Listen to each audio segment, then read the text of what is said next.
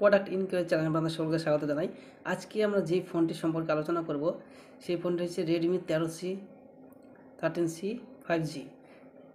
আমাদের এই চ্যানেলে বিভিন্ন ভালো ভালো প্রোডাক্টের যেসব প্রোডাক্টগুলি অনলাইনে বেশি সেল হয় সেই সব প্রোডাক্টের রিভিউ দেওয়া হয় এবং সেই সব প্রোডাক্ট সম্পর্কে আলোচনা করা হয়।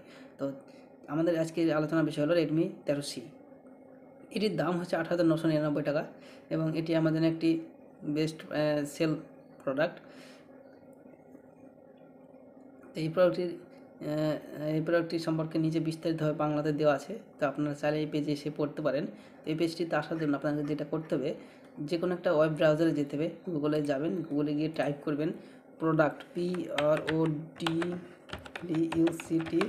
স্পেস দিবেন, দিয়ে SAGAR এন্টার করবেন। এখানে প্রথমে একটা ওয়েবসাইট এসেছে, এই ওয়েবসাইটে ক্লিক করবেন।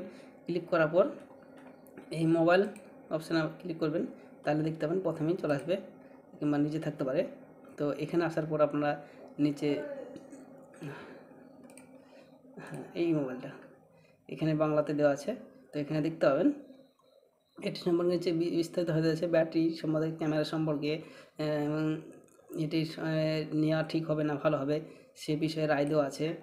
এছাড়া ক্যামেরা পারফরমেন্স, এই ফোনের পারফরমেন্স কেমন হবে, ডিসপ্লে কেমন আছে, ডিজাইন এবং বিল্ড কোয়ালিটি কেমন আছে, এইটি নতুন দিল্লিতে এটি মানে কীভাবে কী হয়েছে না হয়েছে, কত দাম, সমস্ত বিষয়ে বিস্তারিতভাবে দেওয়া আছে।